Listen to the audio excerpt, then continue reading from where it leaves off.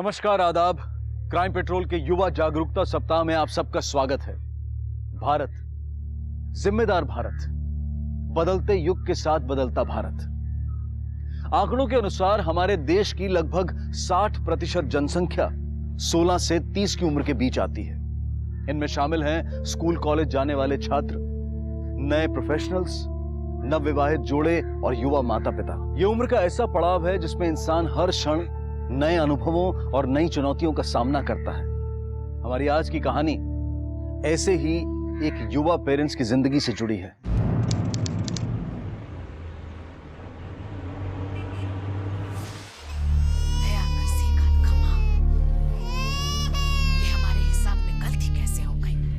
छोटी सी तो गुड़िया मेरी, क्यूट बेबी मेरी, आंखें बेबी की इतनी सुंदर, हंसी मीठी सी चेहरे पर, मेरी रिंकू सबसे प्यारी, आई बाबा दीदी की दुलारी।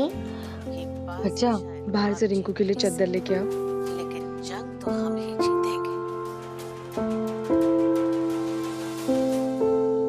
सांप चले टेढ़ो मेढ़ो पर बिल मां सीधो ही जावे। अरे क्या कर रहे हो साक्षी?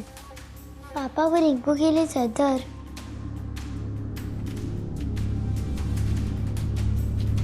राज करना है सुषमा ठकराने सा।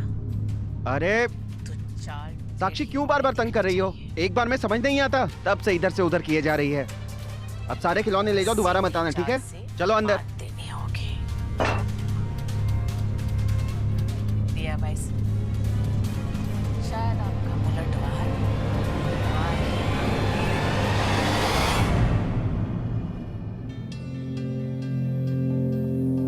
दाता हुकुम, आपको ये पेंटिंग सीधी लग रही है?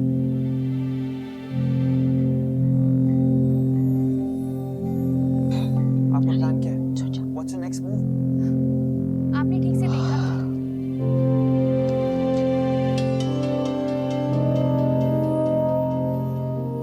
तीन बच्चों को संभाल रही हूँ, एक बच गया। अक्षय, अक्षय उठो। पूरा दिन बस चिक चिक चिक चिक करती है। हाँ, अगर मैं कुछ करूंगी नहीं ना तो पूरे घर का सत्यानाश कर दोगे। और ये साक्षी कहाँ पे है? सो गई क्या वो?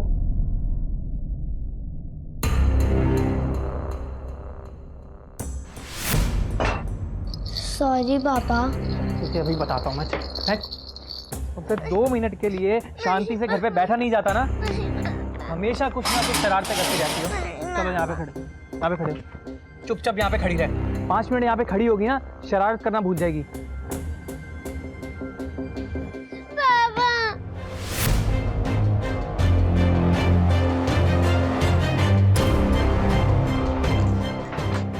साक्षी, साक्षी, साक्षी पता नहीं कहाँ चली गई है। क्या? क्या रे, जोपला होता है? अरे नहीं साहब, ड्यूटी कर रहा था। इतना बड़ा एरिया है, अकेला गार्ड हूँ। उधर गया होगा तो इधर हो गया होगा। घर में और कौन कौन है? सर, रीमा, मैं, रिंकू और साक्षी। सर, बच्ची आसपास कहीं भी नहीं है। पूरे एरिया में पेरीमीटर सेट किया और यहाँ पास में जो मेन रोड है वहाँ पे जो नाकाबंदी लगी है उसे भी नोटिफाई कर दिया। कोई सीसीटीवी कैमरा? तो घर में तो कोई सीसीटीवी कैमरा है नहीं। या पास में जो दुकान है वो सब 10:30 बजे बंद हो जाती है। इससे पहले भी बच्ची इतनी रात को कहीं गई है? नहीं सर। घर में कुछ ऐसा हुआ था जिसके डर या गुस्से की वजह से वो कहीं चली गई? ये सर, ऐसा कुछ नहीं हुआ। घर का दरवाजा खुला था, मतलब बाहर से कोई आके। सर नहीं, दरवाजा तो बंद था, लेकिन साक्षी बहुत ज़्यादा शरारती है, तो क्या पता वो दरवाजा खोल के बाहर चली गई हो। 6 साल की बच्ची इतनी रात को दरवाजा खोल के घर के बाहर चली जाती? उसके चलने की, लैच खोलने की, दरवाजा बंद होने की आवाज़ कुछ सुनाई नहीं दी? सर वो क्या है ना कि ये रूम में थी बेबी के साथ और मैं हॉल में टीवी देख रहा था। टीवी देखते देखते पता नहीं मेरी आंख कब लग गई। अब मुझे लगता है कि टीवी की आवाज़ से ना मुझे बाहर की आवाज़ सुनाई नहीं दी होगी। कब हुआ ये हादसा? ये 12 से 1 के बीच में हुआ है। और सर जब मेरी आंख लग गई थी। हो सर, 1 बजे मैं हॉल में आई थी तो साक्षी वहाँ पे नहीं थी।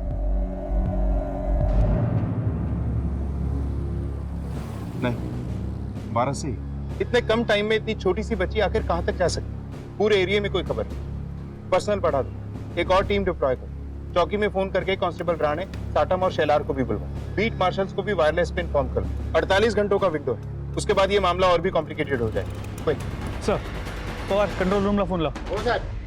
माता पिता का काम शायद इस दुनिया में सबसे ज्यादा कठिन होता है।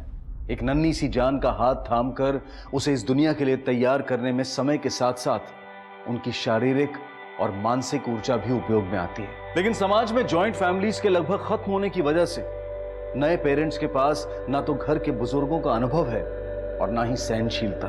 जहां रीमा अपने नवजात शिशु की देखभाल से पूरी तरह से थक चुकी थी, वहीं अक्षय भी घर में निरंतर तनाव से परेशान था और उसने साक्षी की जरा सी गलती के लिए उसे बहुत बड़ी सजा दी थी।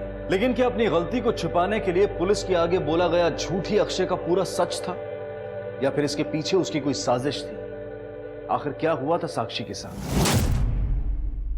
कुछ देखा नहीं तो कुछ सुनाई भी नहीं दिया। देखिए, छोटी से छोटी बात, कोई भी ऐसी इंफॉर्मेशन जो आप लोगों को मामूली लग रही है, एक्चुअली साक्षी को ढूंढने में काम आ सकती है। तो जरा गौर से सोचिए। सर, मैंने देखा था, एक आदमी को छोटी बच्ची को लेकर जाते हुए देखा था। वो साक्षी की तरह ही लग रही थी। मुझे लगा सर वही होगी, वो उसके फादर अक्षय। ये कितने बजे की बात है? यही कोई 11:30 बजे के आसपास। सर, वो मैं दूध के लिए थैली बांधने दरवाजे तक आई थी, बस तभी देखा था। क्या तुम पक्का कह सकती हो कि वो आदमी अक्षय ही था? सर, इतना अच्छे से तो नहीं दिखाई दे रहा था, लेकिन हाँ, एक बात थी, वो बच्ची उस आदमी के साथ चुप थी, इसलिए मुझे लगा कि वो उसके पापा ही होंगे, शायद सो रही होगी। सर, मैं क्यों झूठ बोलूंगा? और मैं उस समय काहे को साक्षी को बाहर लेकर जाऊंगा? सर सर मैंने आपको बताया ना कि मैं हॉल में था, और जब ये रूम से बाहर आई, इसने मुझे उठाया, तब पता चला कि साक्षी नहीं है करके। तुमने कहा था कि साक्षी शायद रात 12 और 1 के बीच घर से बाहर निकली थी, जबकि तुम्हारी पड़ोसन ने कहा कि उसने 11:30 बजे साक्षी को किसी के साथ बाहर देखा। 11:30 तो वो घर पे ही थी। क्या छुपा रहे हो तुम दोनों? सर, मैंने आपको पहले भी बताया कि ये रिंकू को सुला रही थी और मैं हॉल में था और मेरे साथ साक्षी भी थी। सर, यही सच है और मैंने बार बार आपको यही बताया है। ठीक है, अब कोई जानकारी मिले या कोई फोन वोन आए तो सीधा हमसे कांटेक्ट करोगे, समझे? ठीक है sir.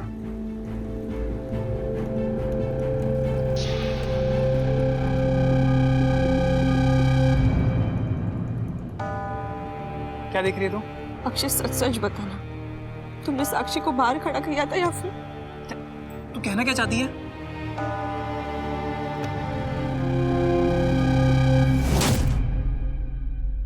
Patrolling vehicles, search teams, volunteer groups, सभी साक्षी को कल रात से ढूंढ रहे हैं। ना अब तक साक्षी मिली है, ना उसके बारे में कोई लीड।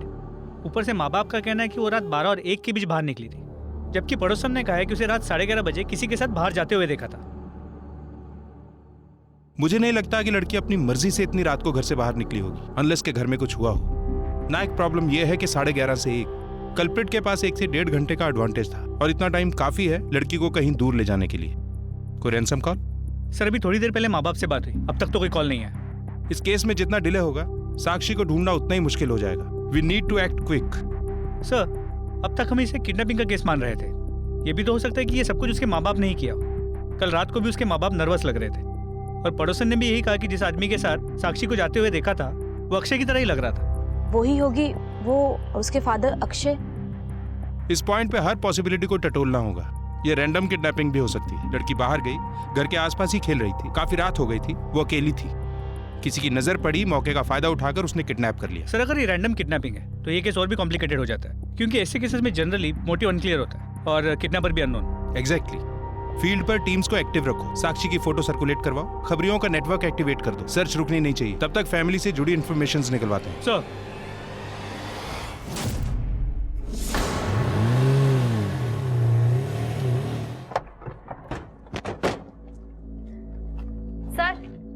ये राम सेवक गार्ड है, मॉर्निंग ड्यूटी करता है। ये बोल रहा है पिछले 1 महीने में साक्षी से किसी को मिलते हुए देखा है 2-3 बार। किसे देखा तूने? जी, एक आदमी और औरत आते थे साहब साक्षी से मिलने। यही सर कोई 25-30 उम्र रही होगी, और महीने में 1-2 बार आते थे सर। और एक बार तो साहब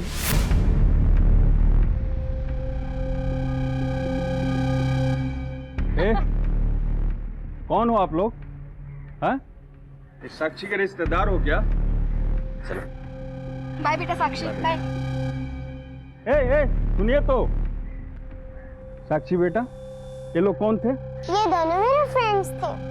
अच्छा। महीने में 2-3 बार देखा, और आज बता रहा है साक्षी के गायब होने के बाद। जी साहब, गलती हो गई। सर एक छोटी सी बच्ची के दो बड़े दोस्त कौन हो सकते हैं ये? शायद साक्षी पे नजर रख रहे हो, मौके की ताक में हो। नाइक, ये रैंडम किडनैपिंग नहीं लगती है। शक्ल याद है उन दोनों की? इस साहब ठीक से तो याद नहीं है, लेकिन एक दो बार दुकान में देखा था, चॉकलेट और टॉफी दिलाते साक्षी को।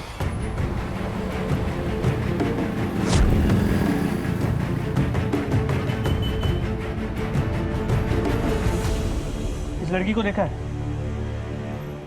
हाँ साहब, ये सामने की कॉलोनी में रहती है सर। आया करती थी यहाँ चॉकलेट लेने के लिए कपल के साथ। चॉकलेट और चिप। भैया एक वो वाला चॉकलेट देना और एक चिप्स दे देना।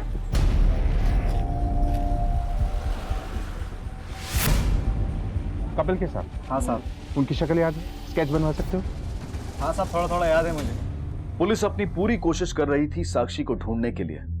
ये बात तो पक्की थी कि एक अनजान आदमी और औरत को साक्षी के साथ देखा गया था, जिसके बारे में ना ही साक्षी के माता पिता को कोई खबर थी और ना ही स्कूल वालों को।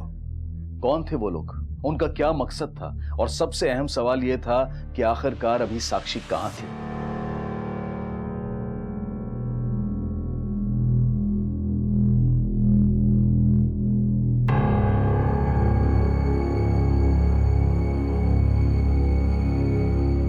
सोच लगा सच, मन्नत तो वही आदमी लगा है। हमारी दुकान पे है उसका खत्ता, हमारा सामान उसके घर पे जाता।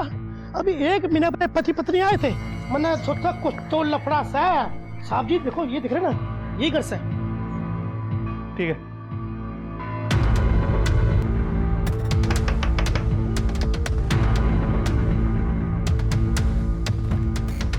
शाजिया परमार, जयेश परमार को बुलाइए। सर आप ऐसे कैसे अंदर आ सकते हैं? ये हो क्या रहा है? जयेश कहाँ है? सर पर आखिर हुआ जयेश को बुलाओ।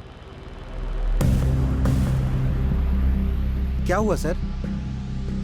यही दोनों है, जानती हो इसे? कहाँ छुपा के रखा है इसे? कहाँ है साक्षी? मुझे कैसे पता होगा? अपने घर पे ही होगी, और कहाँ होगी? ये जो नाटक तुम दोनों कर रहे हो ना, बंद करो और बताओ साक्षी कहाँ है। कल रात तुम दोनों ने मिलके उसे किडनैप किया या किसी से करवाया है? तुम दोनों छुप छुप के मिलते थे ना उससे? नजर रख रहे थे ना उस पे? सर हमें मालूम है हमारी गलती है, साक्षी से ऐसे छुप छुप के मिलना वगैरह, लेकिन हम क्या करते सर, हमसे रहा नहीं गया। हमारी अपनी बेटी। तुम्हारी अपनी बेटी? मतलब? सर आप मेरी पानी लाओ।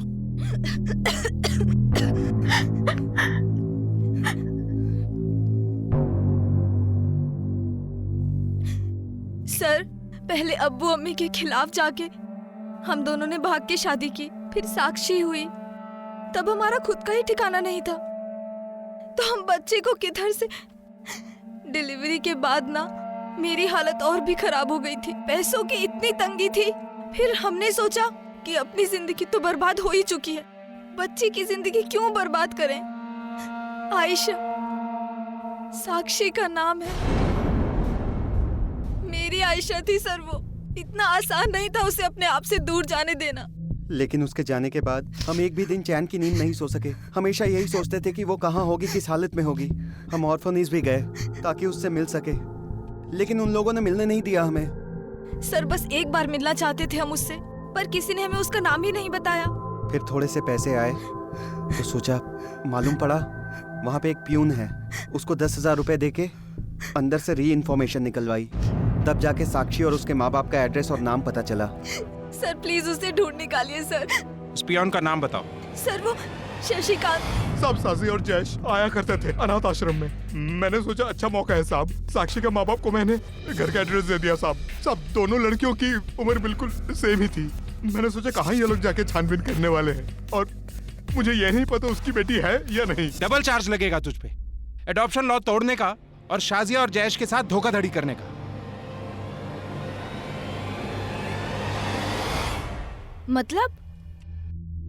मतलब ये कि पियोन ने झूठ बोला था तुम लोगों से। साक्षी तुम्हारी बेटी नहीं है, उसने ऐसे ही कोई फेक एड्रेस दे दिया था। इसकी सजा मिलेगी पियोन को। कानून तो तुम लोगों ने भी तोड़ा है। आयशा तुम्हारी बेटी है, कोई खिलौना नहीं। जब जी चाह छोड़ आए, जब जी चाह ले आए। अब उसे ढूंढने की कोशिश मत करना। चलो जाओ यहां से। नायक, अक्षय और रीमा से भी बात करनी होगी। सर एक बात और थी, माना कि साक्षी हमारी बेटी नहीं है, पर वो बहुत प्यारी बच्ची है, पर कुछ तो गड़बड़ है उसके घर में। सर एक बार मैंने उसके हाथों पे ना चोट के निशान देखे थे। 1 2 3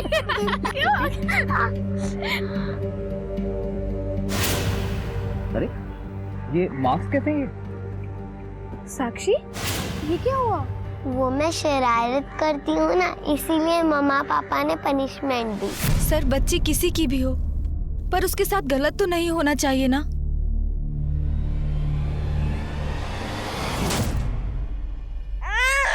तुझे भी तेरी दीदी की याद आती है, मुझे भी बहुत तुझे वो ना तेरे लिए एक नोट लाती थी। छोटी सी तो गुड़िया मेरी, क्यूट बेबी मेरी, हंसी मीठी सी चेहरे पर मेरी रिंकल सबसे प्यारी, आई बाबा दीदी की दुलारी।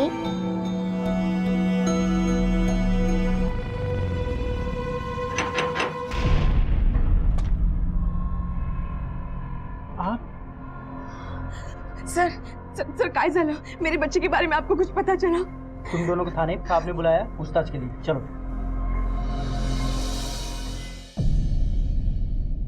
क्या छुपा रहा है? क्यों नहीं बताया कि साक्षी अडॉप्टेड थी? साक्षी को हमने कभी अडॉप्टेड माना ही नहीं, जैसे रिंकू है वैसे ही साक्षी है। सर अगर साक्षी अडॉप्टेड भी है तो उसका उसकी किडनैपिंग से क्या लेना देना? कहीं तुम दोनों ने मिलकर तो उसे गायब नहीं किया? सर आप क्या बोल रहे हैं? हम अपनी ही बेटी को किडनैप करेंगे? हो सकता है मन भर गया हो। पहले साक्षी को अडॉप्ट किया, फिर जब अपना बच्चा हुआ तो साक्षी बोझ लगने लगी। वैसे अक्षय का बिजनेस बंद होने के बाद अब तक उसके पास कोई जॉब नहीं, इसीलिए साक्षी को प्राइवेट स्कूल से निकालकर सरकारी स्कूल में डाला। रात को साक्षी को लेके कहाँ जा रहा था? रीमा तो अंदर के रूम में थी, 1 बजे उठ के बाहर आई। बहुत टाइम था तेरे पास साक्षी के साथ कुछ भी करने के लिए। तू खुद बाहर जाके उसे कहीं छोड़ के आ सकता था या किसी के हाथों किडनैप करवा सकता था, और उसके बाद घर में आके सोने का नाटक रीमा को दिखाने के लिए। क्यों? बोल। कैसे नहीं बोलेगा? इसे उल्टा लटकाकर इसकी खातिर करनी होगी। नहीं सर, मैंने कुछ नहीं किया है, ये सब कुछ तो अक्षय का किया करा है। उसने ही साक्षी को घर के बाहर रखा था पनिशमेंट के लिए। हमेशा कुछ ना कुछ शरारतें करती रहती हो। चलो यहाँ खड़ी रहो, यहाँ पे खड़े रहो, चुपचाप यहाँ पे खड़ी रहे। 5 मिनट यहाँ पे खड़ी होगी ना, शरारत करना भूल जाएगी। सॉरी सर, मैंने जानबूझ के नहीं किया। मैंने सोचा 5 मिनट के लिए उसे बाहर खड़ा करूंगा, सजा दूंगा, उसके बाद थोड़ी देर बाद अंदर ले आऊंगा। लेकिन सर पता नहीं मेरी आंख कब लगी और सर हम डर गए थे कि हम ये बात आपको बता देते तो आप हमें लापरवाह तो तुम दोनों हो ही, और ये बात छुपा के और भी बड़ी लापरवाही की है। दिख रहा है तुम दोनों साक्षी की कितनी फिक्र करते हो। 2 झूठ पहले ही बोल चुका है तू। एक ये कि साक्षी को तूने ही घर के बाहर खड़ा किया था, और दूसरा ये कि साक्षी अडॉप्टेड थी। अब सच बोल, उस रात वीना ने तुझे ही साक्षी को ले जाते हुए देखा था ना? एक आदमी को छोटी बच्ची को लेकर जाते हुए देखा था, वो साक्षी की तरह ही लग रही थी। सर वो वीना पागल है, उसके पति ने भी उसे इसीलिए छोड़ा है सर। वो अपने कान और आंखें दूसरों के घरों में गाड़ कर रखती है। और सर कुछ टाइम पहले मेरा उससे झगड़ा भी हुआ था। वो हर किसी को कुछ ना कुछ मेरे बारे में बोलती रहती है सर। वो क्यों झूठ बोलेगी? वैसे भी रात 11 और 1 के बीच तुम अपने कमरे में थी, सो रही थी। तुम्हें कैसे पता कि अक्षय बाहर था भी या नहीं? क्योंकि मैं जानती हूँ अक्षय को, वो जैसा भी हो लेकिन साक्षी के साथ कुछ गलत नहीं कर सकता। उस औरत और आदमी के कहने पे आप हम पे शक कर रहे हैं। वो दोनों तो छुप छुप के मिलती थे साक्षी को, कहीं उन दोनों ने कुछ किया हो। मामला पूरी तरह से पलट चुका था। साक्षी के अपने ही माता पिता उसकी गुमशुदगी में सबसे बड़े संदिग्ध बन चुके थे। केस से जुड़ी जरूरी जानकारी पुलिस से छिपाकर उन्होंने न सिर्फ तहकीकात में रुकावट डाली थी, बल्कि साक्षी की जान को भी खतरे में डाल दिया था। साक्षी को गायब हुए 36 घंटे से ज्यादा बीत चुके थे, और ऐसे में उसके सही सलामत मिलने की संभावना बहुत कम हो गई थी। मामले को सुलझाने की कोशिश में जहां पुलिस एक तरफ शाजिया और जयेश पर कड़ी नजर रखे हुए थी, वहीं दूसरी तरफ अक्षय और रीमा के कॉल रिकॉर्ड्स और उनकी मोबाइल लोकेशन की भी जांच की जा रही थी।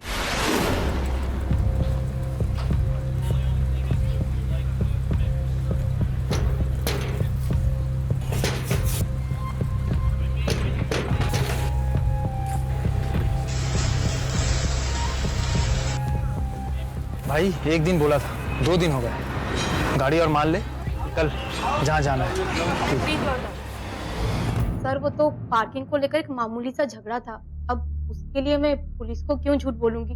वो भी सर जब मामला एक छोटी बच्ची का हो। अच्छा, उस रात क्या हुआ था, डिटेल में बताइए।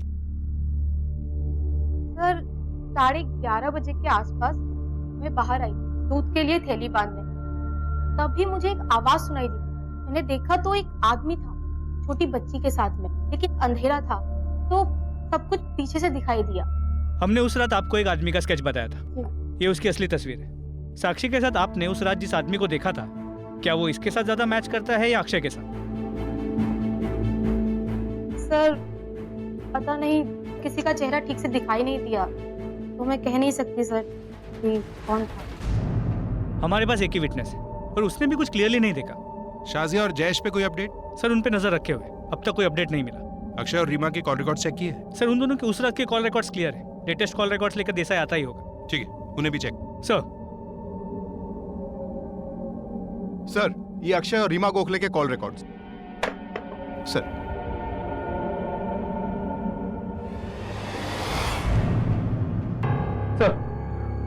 रीमा के लेटेस्ट कॉल रिकॉर्ड्स में ये 5 नंबर मिले। जब इन नंबर्स के रिकॉर्ड्स निकाले तो पता चला फेक नाम और एड्रेस पे रजिस्टर। तो कहीं रीमा नहीं तो साक्षी को बुलाए पूछताछ के लिए? नहीं नायक, अभी नहीं। दोनों के खिलाफ प्रूफ से इकट्ठा करो। वो नंबर जिनसे रीमा को कॉल्स आए थे, पता करो कि किन दुकानों से लिए गए हैं। कहीं ना कहीं तो सीसीटीवी कैमरा होगा। पता करो कि ये कॉलर कौन है। सर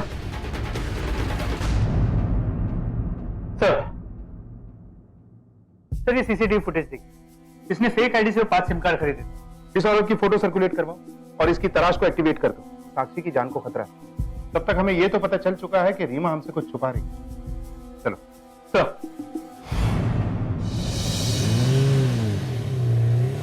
तुम्हारे कॉल रिकॉर्ड्स, ये 5 नंबर किसके हैं?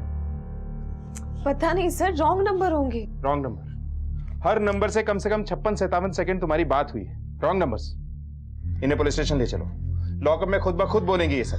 नहीं सर, प्लीज प्लीज मुझे छोड़ दीजिए। मैं बताती हूँ आपको सर, प्लीज।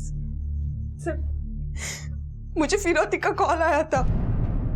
उन्होंने कहा कि अगर मैं ये बात पुलिस को बता दूंगी तो वो साक्षी को। सर प्लीज प्लीज आप मुझे साक्षी को बचा लेने दीजिए सर, प्लीज।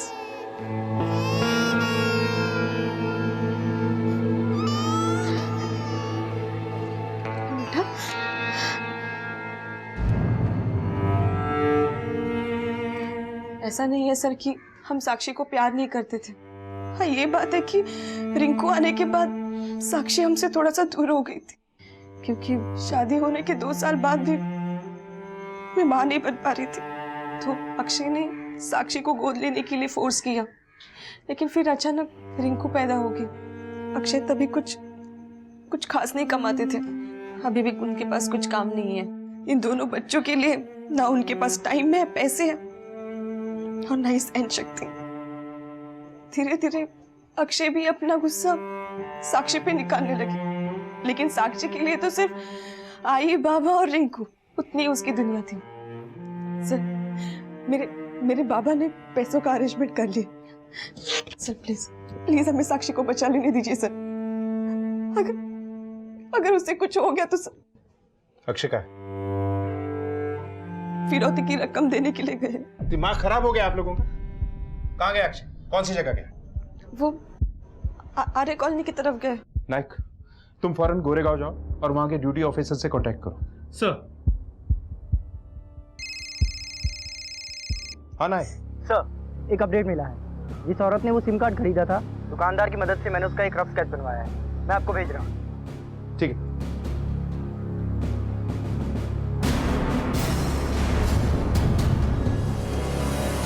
इसे पहचानते हैं आप? इसी ने आपको रैंसम के लिए कॉल किया था। ये तो पूजा है सर। पूजा? कौन पूजा?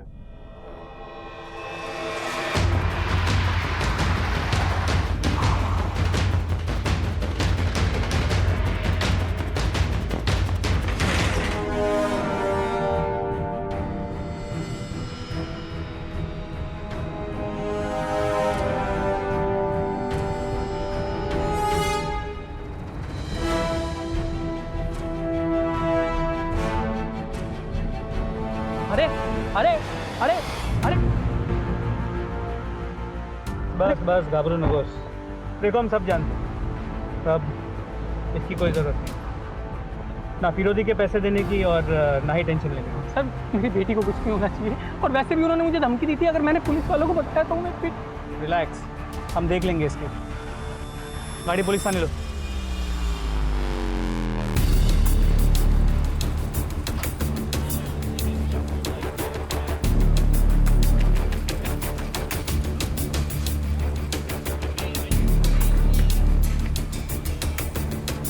पूजा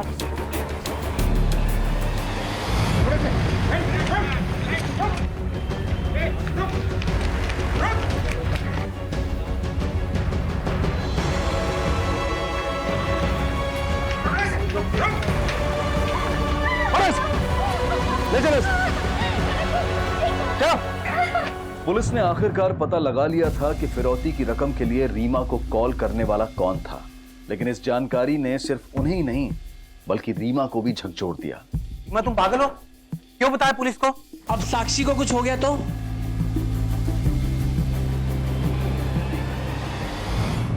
बहुत शातिर निकले तुम। चालाकी पूरे खानदान में दौड़ती है, और अपने साथ साथ अपनी बहन को भी शामिल कर लिया इस सब में। सर ये प्लान मेरा था, ताई का नहीं। लेकिन हमने साक्षी को किडनैप नहीं किया सर, बस उसकी किडनैपिंग का फायदा उठाया। सर मेरे पास जॉब नहीं थी, पैसे नहीं, और बहुत सारा कर्जा था। रीमा के बाबा के पास बहुत पैसा था। हमने सोचा कि साक्षी की किडनैपिंग का फायदा उठाकर उनसे थोड़ा। शर्म आनी चाहिए तुम्हें। कानून तो तुमने तोड़ा ही, साथ में पति पत्नी और बाप बेटी के रिश्ते का मजाक भी उड़ाया। और तुम अपने भाई को रोकने की बजाय उसके साथ उसके गुनाहों में शरीक हुई। मुझसे बहुत बड़ी गलती हुई, लेकिन सर मैंने साक्षी को किडनैप नहीं किया सर। हाँ सर, हमने नहीं किया किडनैप, सच कह रहे हैं हम। सजा तो तुम दोनों को होगी। समय के साथ साथ इंसानी जरूरतें और महंगाई दोनों बढ़ती जा रही है, लेकिन आर्थिक अभाव की वजह से क्या अपराध को अपनाना उचित है? जहां एक तरफ साक्षी इंतजार कर रही थी अपने माँ बाप का, वहीं अक्षय जुटा था उसकी गुमशुदगी का फायदा उठाकर चंद रुपए ठगने में। पैसों के लालच में डूबकर उसने इस केस को और जटिल बना दिया था। साक्षी को गायब हुए अब लगभग 71 घंटे से ज्यादा बीत चुके थे। ऐसे में वो नन्ही सी जान इन यातनाओं को कितने वक्त तक और सह पाएगी, ये कहना मुश्किल था। तो मुझे तो लगता है कि जयेश और साइजा इसके पीछे। मुझे अभी भी लगता है कि इन दोनों ने ही साक्षी को किडनैप और हमें गुमराह कर रहे हैं। अक्षय और रीमा भी हो सकता है रीमा ने किसी और के हाथों ये काम करवाया। वैसे भी रिंकू के पैदा होने के बाद साक्षी इसके लिए मुसीबत बन गई। तो पॉसिबल तो है, और सबके बयान के मुताबिक साक्षी को रात 11 से 1 बजे के बीच में किडनैप किया गया, और इनकी पड़ोसन बीना ने हमें बताया कि उसने किसी आदमी को रात के 11:30 बजे साक्षी को ले जाते हुए देखा। तो इनकी पूरी लोकेलिटी में कोई भी ऐसा आदमी नहीं मिला जिसका कोई क्रिमिनल बैकग्राउंड, तो ना ही अक्षय या रीमा में से किसी को भी कोई फिरौती के लिए कॉल आया। इस केस में 2 पॉसिबिलिटीज हो सकती, दुश्मनी या ट्रैफिकिंग। हो सकता है किसी ने साक्षी को रात को अकेले घर के बाहर खड़े हुए देखा और मौके का फायदा उठा के इसे किडनैप कर दिया। तो वो एक रेसिडेंशियल कॉलोनी, उस एरिया में इस तरह का कोई आदमी उस लोकेलिटी में रात को 12 बजे घूम रहा होगा। हो ना हो ये काम किसी मोहल्ले वाले का ही है, खासकर कोई ऐसा जो साक्षी की लेन में ही रहता हो, या फिर उस लेन में रहने वाले का कोई दोस्त या रिश्तेदार। तो साक्षी को किडनैप हुए ऑलरेडी 3 दिन हो चुके, असली किडनैपर ना जाने उसे कितनी दूर ले गया। कहते हैं कि बच्चे भगवान का रूप होते हैं, लेकिन विडंबना देखिए कि इन्हीं की मासूमियत का फायदा उठाने वाले आज कोने कोने में मौजूद हैं। बच्चों से जबरदस्ती भीख मंगवाना, अंग तस्करी, बाल मजदूरी और शारीरिक शोषण। भारत में हर साल हजारों बच्चे इन गुनाहों का शिकार होते हैं। ताक लगाकर बैठे अपहरणकर्ता इन बच्चों को उनके मोहल्लों से या फिर स्कूल के आसपास से गायब कर लेते हैं और किसी को भनक तक नहीं लगती। साक्षी का अपहरण एक हादसा था या फिर एक सोची समझी साजिश, ये कहना मुश्किल था, लेकिन जांच में जुटी पुलिस का यही मानना था कि साक्षी के गायब होने के पीछे उसके किसी करीबी का हाथ है।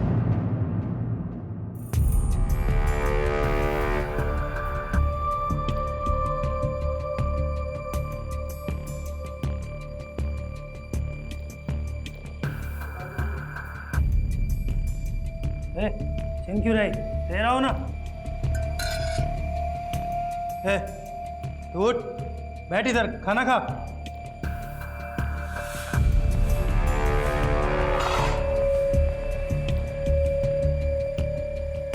अक्का, इसका क्या करना है? बहुत पैसा खर्चा हुआ है इसके इलाज पर, ठीक ही नहीं हो रही है।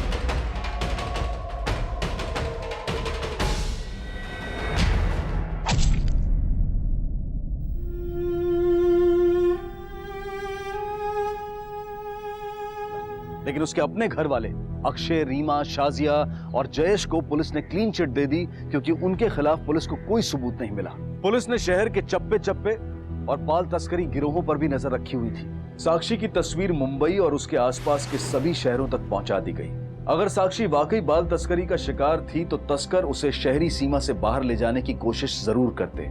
केस के इस मोड़ पर 3 शहरों की पुलिस साक्षी की खोज में सक्रिय थी। ए कामचोर, जल्दी जल्दी हाथ चलाओ।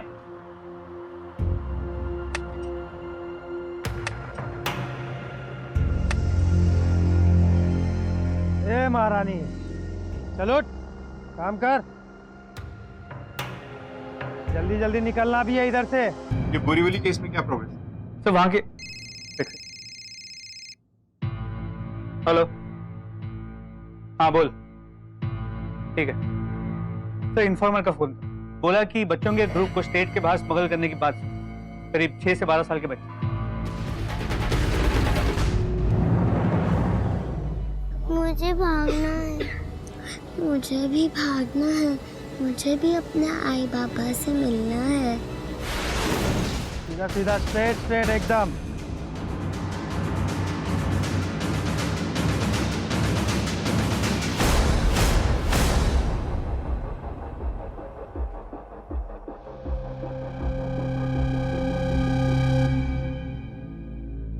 और चल रहा है सब सही? आता हूँ फिर, ठीक है।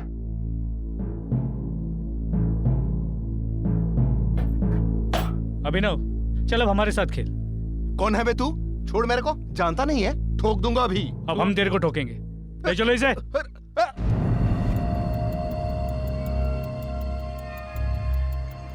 ये और 2 बच्चे किधर है? हाँ? ये 5 बच्चे और 2 बच्चे किधर है? ना अक्का खड़े ना हो क्या? खड़ा हो। लड़कियों की तस्करी करता है। सब बोला ना आपको, मुझे नहीं मालूम कुछ। देख, तेरा सारा कच्चा चिट्ठा है हमारे पास, ज्यादा होशियार मत बन। ये क्या किया इसके साथ? सब आपको जितना मारना है मारो, यही रखना है रखो, लेकिन अपन कुछ बोलेगा नहीं। जैसी तेरी मर्जी, तोड़ो इसे। नहीं। ये पहुंचा वाले, लगता है मुंह नहीं खोला। मतलब कुछ ना कुछ जानता जरूर है जो हमसे छुपा रहा है। मतलब हमारी इन्वेस्टिगेशन सही डायरेक्शन में जा रही है। जब तक मुंह नहीं खोलता छोड़ना मत इसे। प्यास लग रही है, पानी चाहिए। हम बाहर नहीं निकल पाएंगे और गुंडे अंकल पकड़ लेंगे हमको।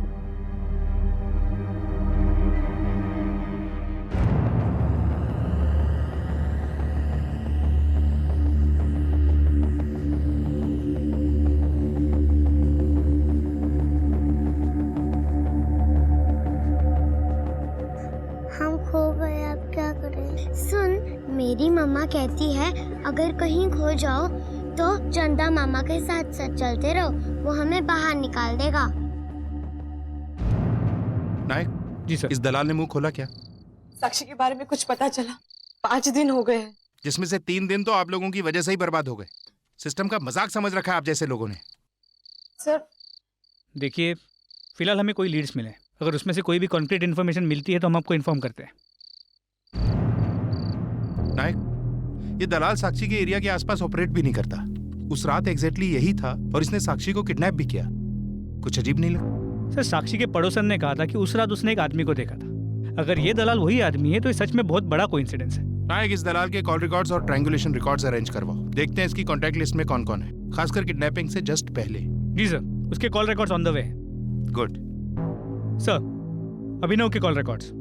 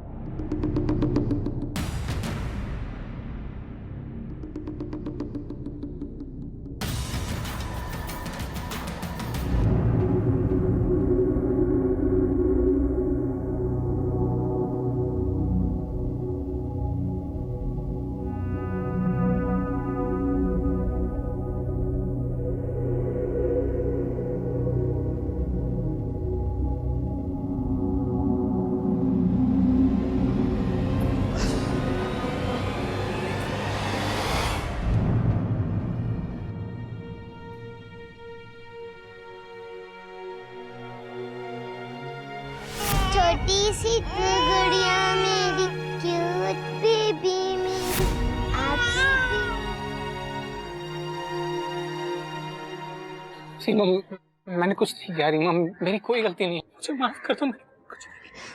गेट खोलो ना, दरवाजा खोलो, मुझे कुछ बात करनी है प्लीज। मुझे सर, साक्षी का कुछ पता चला? अभी पता चल जाएगा।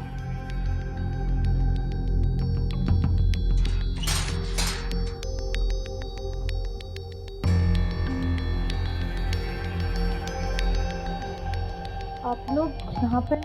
ले चलो। सर मुझे कहाँ? चलिए चुपचाप। मैडम आप एक छोड़िए मुझे। सर आप मुझे कहाँ लेके जा रहे हैं? चुपचाप चलिए हमारे साथ। सर छोड़ो, एक सेकंड, मुझे सर से बात कर लो। सर देखिए मैंने कुछ नहीं किया, मुझे कहाँ लेके जा रहे हैं? सर मैंने कुछ नहीं किया। सर एक बार मेरी बात तो सुनिए सर।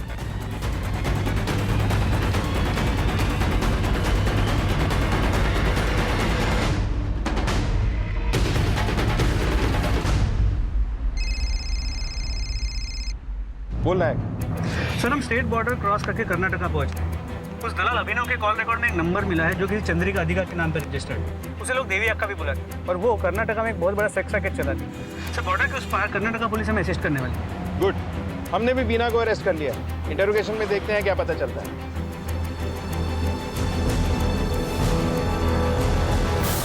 अभिनव को जानती हो? सर मैं तो किसी अभिनव को नहीं जानती सर। तो फिर तुम दोनों के बीच में इतने फोन कॉल्स क्यों हुए? तुम्हारे कॉल रिकॉर्ड्स हैं हमारे पास। अब झूठ ही बोलती रहोगी या सच बोलना शुरू करोगी? पैसों की प्रॉब्लम थी सर। वो अभिनव मेरा रिश्तेदार लगता है सर। मैं जानती थी कि वो लड़कियों का धंधा करता है। उस रात को साक्षी को अकेले बाहर बैठे देखा। बच्ची अकेली थी, रो रही थी, भूखी थी। पापा क्या हुआ साक्षी, आप रो क्यों रही हो? कुछ नहीं, वो पापा ने पनिशमेंट दी।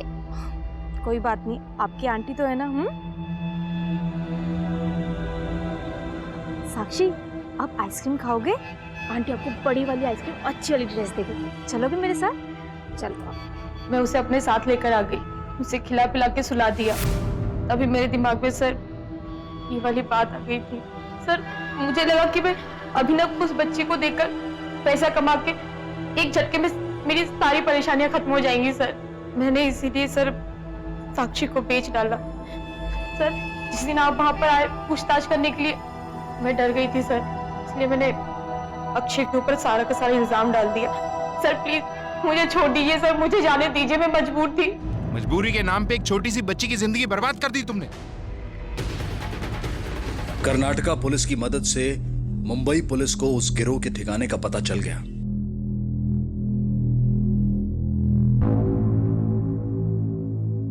बच्ची कहाँ है? हाँ? 3 मुस्टंडों को पाल रखा है, दारू मिली नहीं कि बस शुरू हो जाते हो।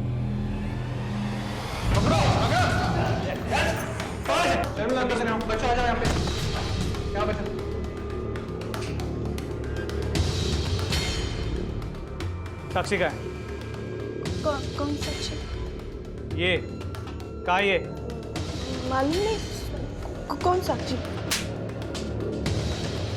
कुछ याद आया? साक्षी भाग गई, हमारी भी एक बच्ची को लेके भाग गई। ले चलो सबको, बच्चों को साथ ले लो। चलो।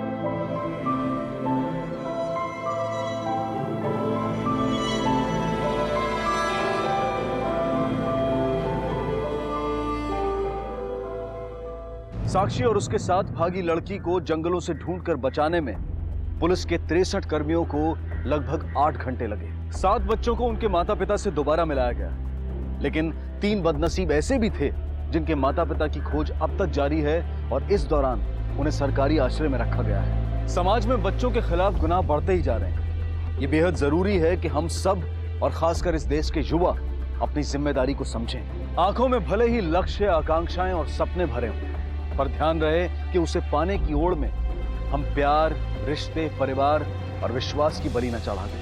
नमस्कार, आदाब। क्राइम पेट्रोल के युवा सप्ताह में आप सबका स्वागत है। पूरे विश्व में भारत एक उभरता हुआ युवा देश है। यहाँ की जनसंख्या में लगभग 60% लोग युवा हैं। युवा 16 से 31 वर्ष के लोग, जिनमें विद्यार्थी, प्रोफेशनल्स, नवविवाहित जोड़े और जवान माता पिता शामिल हैं। ये वो लोग हैं जो समाज और देश की दिशा तय करते हैं। इनमें इतनी क्षमता है कि वो किसी भी राष्ट्र का वर्तमान और भविष्य बदल सकते हैं। लोकतंत्र का निर्माता, भाग्य विधाता यही युवा वर्ग है। यही वो वर्ग है जो सामाजिक, शारीरिक और मानसिक सभी रूपों में सबसे ज्यादा सक्रिय रहता है। इसलिए समाज में फैली बुराइयों का जिम्मेदार इस युवा वर्ग को ठहराना सही नहीं है। क्या हमने कभी युवाओं की भावनाओं को समझने की कोशिश की है? क्या कभी उनके हालात पर गौर करने की कोशिश की है? क्या हम जानते हैं कि हमारे युवा किस दिशा में चल रहे हैं और क्यों?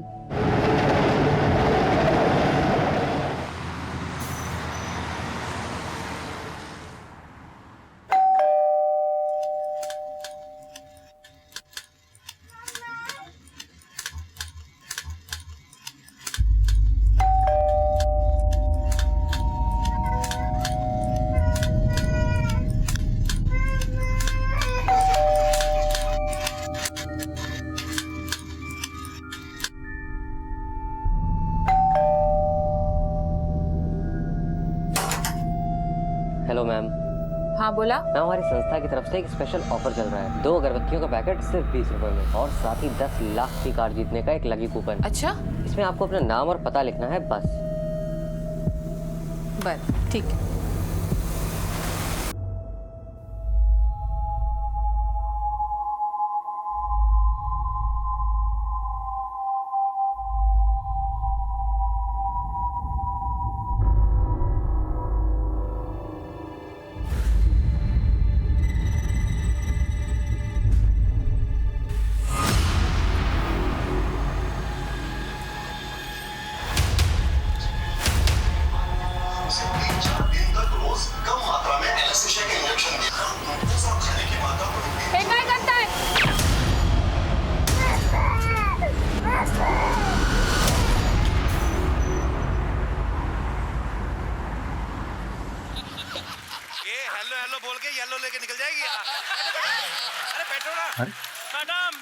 इतना वॉल्यूम क्यों बढ़ा रखा है साइली? वैसे ही संतरे सारे खराब हैं। हाँ, जब किस्मत खराब हो तो संतरे पे दोस्त कहाँ हो तुम?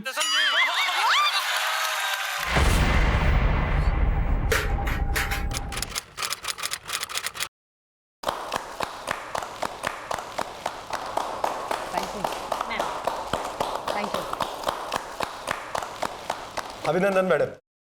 गायकवाड परिवारात आता अजून एक मेंबर येणार. मॅडम तुम्ही आई बनणार आहात. हाँ मैडम, ये बात तो अच्छी हुई कि आपकी छुट्टी की अर्जी जल्द से जल्द मंजूर हो गई. हाँ लेकिन मैडम, इस छुट्टी में बिल्कुल आराम करना, स्ट्रेस बिल्कुल मत लेना. नक्की. लेकिन सारा स्टाफ आपको बहुत मिस करेगा मॅडम. मी पण. आणि एक गोष्ट लक्षात ठेवा, कोई भी इमरजेंसी आए तुरंत मुझे फोन करना. अरे मैडम, आप चिंता क्यों कर रही है? हम सब लोग हैं ना, सब संभालेंगे. बरं. Excuse me ma'am. Hello. What? ठीक है, हम लोग पहुंच रहे हैं. क्या करना निरंजन? कुछ नहीं मैम, हम लोग है ना, सब संभालेंगे. मैंने पूछा क्या हुआ, किसका फोन था? मैडम, एमजी रोड पर मुकुल सोसाइटी में 35 साल की महिला और उसकी 1.5 साल की बेटी की हत्या हुई है. गाड़ी निकालो. मैडम, आपकी छुट्टी. निरंजन, मैं अभी तक छुट्टी पर गई नहीं हूँ. मेरी ड्यूटी मेरे लिए फर्स्ट प्रायोरिटी. जी मैम.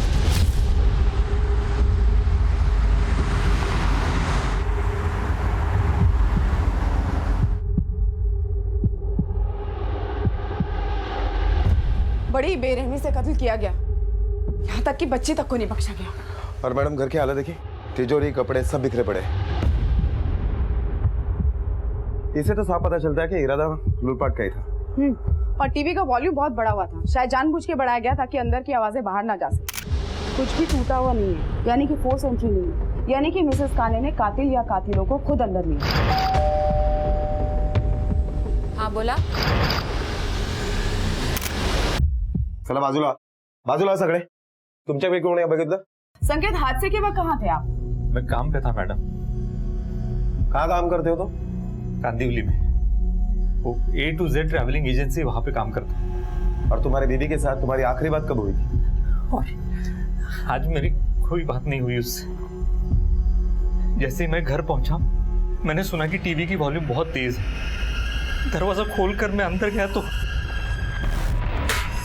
मेरी सहेली और खुशी अंदर अलमारी के लॉकर का ताला तोड़ा गया।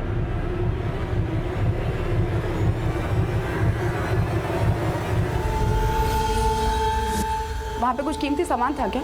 हमने अपना सातारा का घर बेचा था, उसका आया हुआ 15 लाख था और कुछ जेवर। कितने के जेवर होंगे? 3-4 लाख के होंगे। ठीक है मैडम, मुझे लगता है कि ये काम किसी जान पहचान वाले का है, जो रोज घर पर आता जाता हो, जैसे काम वाली भाई। क्योंकि घर में इतनी कैश है, इतनी ज्वेलरी है, उसे ही पता होगा। ज्यादती, दुश्मनी और चोरी दोनों का एंगल लेके चलना पड़ेगा। एक काम करो, इस संकेत के जितने भी करीबी रिश्तेदार और दोस्त हैं, सबकी डिटेल्स निकलवाओ और इसकी स्टेटमेंट भी वेरीफाई करो। एक बार हमारे रडार में जितने भी ज्वेलर्स हैं जो चोरी का माल खरीदते हैं, सब पे कड़ी नजर रखो। लगा दो अपने बंदों को काम पे। तुम्हारी पत्नी और बच्चे के अलावा और कौन कौन रहता था तुम्हारे घर में? मेरा 4 साल का बेटा है, वो भी स्कूल गया हुआ है।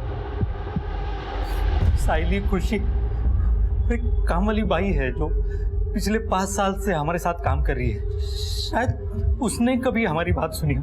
काम वाली बाई? हाँ। नाम क्या है? रानी। कहाँ रहती है? यही आसपास।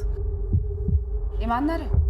5 सालों से हमारे साथ काम कर रही है, लेकिन कभी कोई चोरी चकारी नहीं की। ईमानदार तो है। हमने अच्छे अच्छे ईमानदारों को अपना जमीन बेचते हुए देखा है। कोई नंबर है उसका? हाँ। लीजिए निरंजन, नोट करो। हमें अपने घर की निजी बातें करते हुए सावधानी बरतनी चाहिए। घर के मामलों, खासकर रुपए पैसों की बातों को बाहर वालों के सामने नहीं करना चाहिए, क्योंकि हम नहीं जानते कि कब किसका लालच उसकी अच्छाई पर हावी हो जाए। संकेत काने के घर हुई लूटपाट और हत्या की वारदात हाँ बोला। एक बहुत ही सोची समझी प्लानिंग के अंतर्गत की गई थी। जाने अनजाने में शायद घर के किसी सदस्य ने घर की निजी बातों की जानकारी किसी को दे दी थी, जो कि नहीं दी जानी चाहिए थी। पुलिस के लिए केस काफी मुश्किल था, जहां ना तो कोई सीसीटीवी की मदद थी और ना ही कोई गवाह। लेकिन एक बात साफ थी कि पुलिस डिपार्टमेंट के लिए केस एक बड़ी चुनौती बनने वाला था। मैडम, अभी अभी पता चला है कि रानी चिकूवाड़ी में रहती है। चीकूवाड़ी? निरंजन, चीकूवाड़ी जाने के लिए हमें कोई दूसरा रास्ता आजमाना है।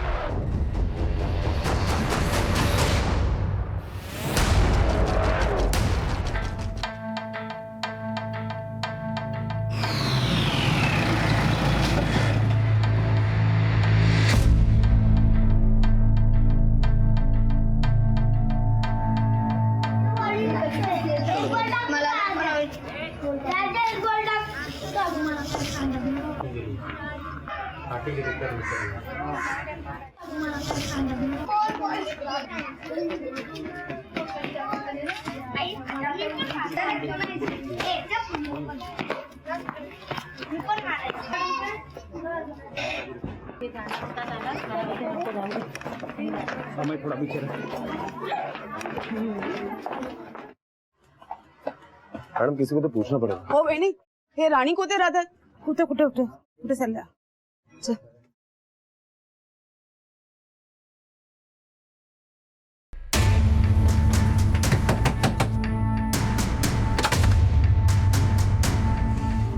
रानी तू ये? हाँ नहीं रानी हूँ। निरंजन, तलाशी लो। कौन हो तुम लोग? कौन हो तुम लोग? क्यों बस? कहाँ जा रहे हो? इधर खड़ी रहे। क्यों खड़ी रहे? पुलिस वाले, चुपचाप खड़ी हो यहाँ पे। हाँ? क्या कर रहा है तू? अरे पुलिस वाले तो कुछ भी करोगे? क्या तोड़फोड़ मचा रहे मेरे घर में? मैडम पैसे मिले लगभग 50,000। पैसे कहाँ से आए इतने पैसे तेरे पास? मेरे पैसे? निरंजन डाल इसको गाड़ी में। अरे ये मेरे पैसे, आई क्या तो ये मेरे पैसे, कहाँ लेके जा रहे हो मेरे को? हाँ कहाँ लेके जा रहे हो? रानी को लेके जा रहे हैं, देखो इन लोग। ये माझे पैसे आए थोड़ी ना होता है। पहले बताओ क्या हुआ है? अरे आप लोग ऐसे कैसे लेके जा सकते हो? पहले बताओ क्या किया? जल्दी निकलते हैं यहाँ से, इससे पहले कि यहाँ और पब्लिक जमा हो। निरंजन लोकर घेऊन या तिला। छोड़ मेरे को। इतनी दर्दनाक और संगीन लूटपाट और हत्याकांड की वारदात ने पुलिस डिपार्टमेंट को चौकन्ना कर दिया था। उन्होंने सभी पड़ोसियों, चोरी का माल बेचने और खरीदने वाले दुकानदारों और गैर कानूनी हथियार बेचने वालों की धरपकड़ और पूछताछ तेज कर दी। तुम लोगों को बताना पड़ेगा कि मुझे यहाँ पर क्यों लाया गया है। अरे कोई कायदा कानून है कि नहीं? मैडम कोई मेरे को बताएगा कि मेरे को यहाँ पे क्यों लाया गया है? मुंह बंद कर और कान खोले। 50,000 रुपया मिला तेरे घर से, बाकी का लूट का माल कहाँ है? लूट? अरे कुटला माल। मैडम वो पैसे तो मैंने साइली ताई से उधार लिए थे। मैं सच कह रही है। अच्छा है, पहले लूट के उसकी हत्या कर दो और फिर बाद में बचने के लिए उसी का ही नाम लो, क्योंकि मरा हुआ व्यक्ति तो आएगा नहीं अपनी गवाही देने के लिए। साइली ताई की हत्या हो गई। आप लोगों को लगता है कि साइली ताई को मैंने मारा है? नहीं साहब, साइली ताई को मैंने। नाटक बंद कर वरना एक और झापड़ दूंगी कान के नीचे। 15 लाख रुपया कैश और 2 से 3 लाख रुपए की ज्वेलरी। साइली और उसकी 1.5 साल की बच्ची की हत्या हुई है। सच सच बता, कौन कौन है तेरे साथ गिरोह में और बाकी का लूट का माल कहाँ छुपाया तूने? मैं सच कह रही है, साइली ताई को मैंने नहीं मारा। आई शपथ मैंने साइली ताई को नहीं मारा। ये नाटक बंद करना। तेरा पगार कितना है? और साइली ताई तुझे 50,000 रुपए देगी, वो भी उधार। साइली ताई बहुत ही अच्छी औरत थी। वो मेरे को अपने गांव के घर के लिए मरम्मत के लिए पैसे चाहिए थे, तो उन्होंने मेरे को 50,000 रुपए उधार दिए थे। मैं सच कह रही है, मैंने साइली ताई को नहीं मारा। सच का पता हम लगा लेंगे। 50,000 रुपया उधार मिला था इसे। चलो निरंजन। मैंने साइली ताई को नहीं मारा है। शक की बिना पर पुलिस ने रानी को हिरासत में ले लिया। क्या ये वाकई में उधार लिया गया पैसा था? वो पैसे तो मैंने साइली ताई से उधार लिए थे। या फिर इस वारदात को अंजाम देने या दिलवाने की सुपारी थी? क्या रानी सच कह रही थी या फिर सच अब भी पर्दे के पीछे छुपा हुआ था? तहकीकात मानो थम सी गई थी। ऐसा लगने लगा था कि जैसे अपराध की ये गुत्थी अनसुलझी रह जाएगी, लेकिन किसी को नहीं पता था कि आगे चलकर पुलिस के लिए हालात बद से बदतर होने वाले थे। आनंद, मेरे इलाके में बहुत बड़ी घटना घटी है, मैं अभी छुट्टी नहीं ले सकती। अगरपन, अपनी हालत भी तो देखो। प्रेगनेंसी में कोई कॉम्प्लिकेशंस हो गई तो डॉक्टर ने तुमको आराम करने को कहा है ना? वो सब ठीक है आनंद, लेकिन ऐसे अपराधियों को पकड़े बिना मैं चैन से नहीं बैठ सकती। अरे एक बात और, हमारा बच्चा भी उसी दुनिया में आने वाला है जहाँ पे ऐसे खूंखार अपराधी खुले घूम रहे हैं। 4 दिन से मेरी बीवी को आपने यहाँ ला के रखा है। हाँ, तुम लोग की दादागिरी नहीं चलेगी। अरे मोहल्ले में कुछ भी होता है तो हम लोग को उठा के लेके आते हो यहाँ पे। गरीब होना कोई गुनाह है क्या? जादव, क्या चल रहा है?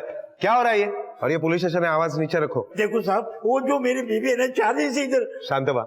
लेकिन साहब, अरे क्या मुंह चालू है?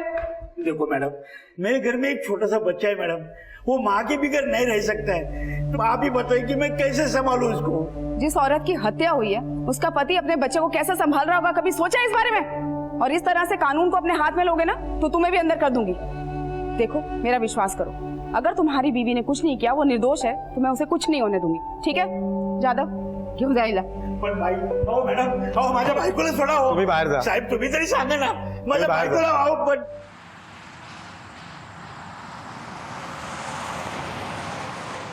कमलेश, मैं घर निकल रहा हूँ, मुझे कुछ काम है। ठीक है? हाँ, दुकान बंद करके हिसाब दे देना घर पे। ओके भाई साहब, मैं घर आकर हिसाब दे दूंगा आपको। ठीक है। ठीक है, जय सिंह। अगले महीने मेरी शादी है, भाभी को है ना तेरे डायरेक्ट लंदन ले जाऊंगा। भैया भाभी तो सीधा उदयपुर से हाँ। लंदन।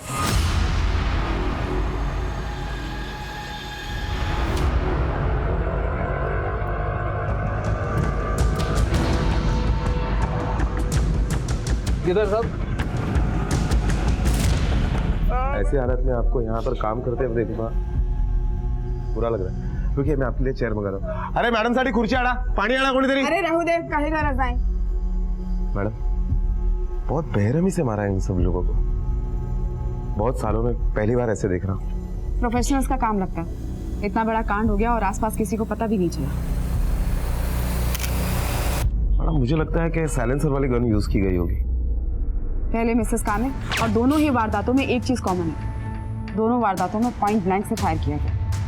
किसी गैंग का काम है। मैडम अगर दोनों वारदातों में एक ही गन यूज हुई है तो इसका मतलब है इन दोनों वारदातों से रानी का कोई ताल्लुक नहीं है। नहीं निरंजन, इतनी जल्दी किसी निष्कर्ष पर नहीं पहुंचना चाहिए। इतना बड़ा कांड हुआ है, इतने सारे लोग थे आसपास, किसी ने तो देखा होगा। आसपास के लोगों से पूछताछ करो, हथियार कहाँ से आया, कहाँ गया। और हाँ एक बात, सीसीटीवी फुटेज को अच्छे से खंगालो। अगर कोई भी सस्पिशियस मिले ना, उठा लेना उसको, ठीक है? Okay madam. मैं निखिल कॉलोनी थाने के पास खड़ा हूँ। यहाँ पर बड़े साहब का आने का इंतजार नहीं बता रहे हैं। बड़े साहब जैसे ही आते हैं हम लोग उनसे सवाल करेंगे, लेकिन अभी कोई जवाब नहीं हो रहा है। मैम इतनी धीमी में किसी काम क्यों चल रहा है? मैम आपके हाथ में कुछ सफलता क्यों नहीं मिल रही है? देखिए आप लोग शांत हो जाइए। हम लोग अपनी कार्रवाई कर रहे हैं। जैसे ही हमें कुछ पता चलेगा आप सबको सूचित किया जाएगा। फिलहाल नो कमेंट्स, नो कमेंट्स। हमारे आसपास होने वाले अपराध दिन ब दिन खतरनाक और दर्दनाक होते जा रहे हैं। जब भी किसी अपराध को देखकर या पढ़कर हम चौंक जाते हैं तो उसके अगले ही दिन या अगले हफ्ते या महीने में एक और खतरनाक अपराध हमें हैरत में डाल देता है। हमारी सोच, हमारे जीवन का स्तर इतना क्यों गिरता जा रहा है? हम क्यों दिन ब दिन इतने बेरहम होते जा रहे हैं? ये बहुत ही गंभीरता से सोचने वाला विषय है कि ऐसे माहौल में हमारे बच्चों का भविष्य क्या होगा। जिस परिवार पर इस जघन्य अपराध की गाज गिरी, उन बच्चों का भविष्य क्या होगा? सुरेश, ये बाबा। बाबा आई किधर गए? मुझे आई के पास जाना है। अरे हाँ बाबा, एक मिनट। हाँ बैठ।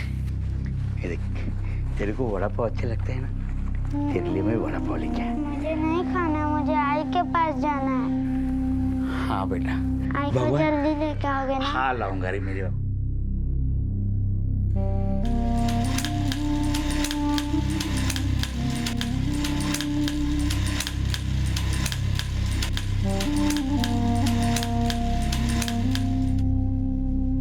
पापा ये गाड़ी नहीं चल रही है।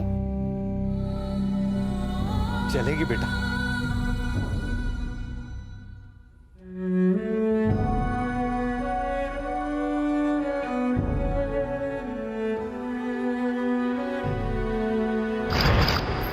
साहिल,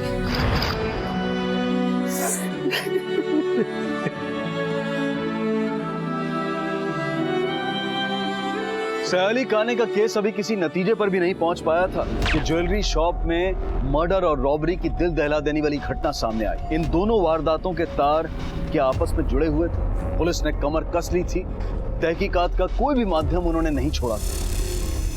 सीसीटीवी से चेहरे तो साफ नजर नहीं आ रहे थे, लेकिन लोगों की गवाही और सीसीटीवी के आधार पर उनके शरीर और पहनावे को देखकर यह अंदाजा लगाया गया था कि इस अहम जानकारी के आधार पर और कोई सबूत ना मिलने की वजह से रानी को रिहा कर दिया गया।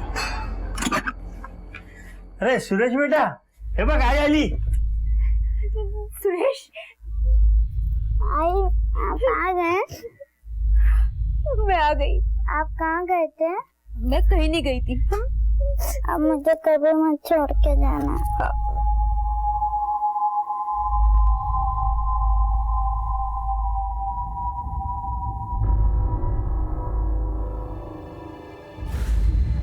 मैडम हमने ज्वेलरी शॉप के पिछले 10 दिनों के सीसीटीवी फुटेज खंगाले। उसमें इन अपराधियों के अलावा कई बार इस लड़के को शॉप के अंदर और आसपास देखा गया है। मैडम मैंने ज्वेलरी शॉप के ओनर को यहाँ पुलिस स्टेशन बुला लिया है। जादव उसे लेकर आता ही होगा। मैडम, यही है दुकान के मालिक सूरज भाई। नमस्ते मैडम। नमस्ते सर। जरा एक मिनट है जरा।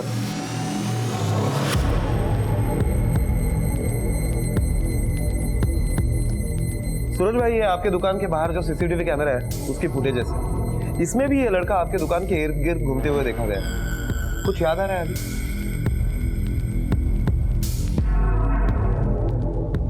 इस लड़के को मैंने अपनी दुकान के पास कई बार भटकते हुए देखा है। एक दो बार मेरी दुकान पे भी आया था।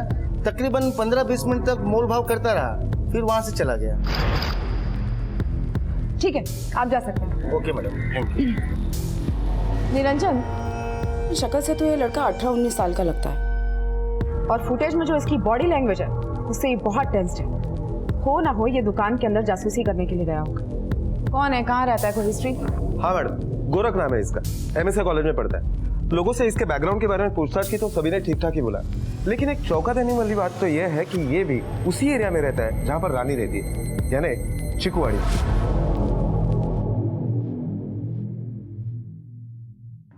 ठीक है, तो इसको भी बहुत सावधानी से एरिया के बाहर से उठाना। Okay ma'am. सर,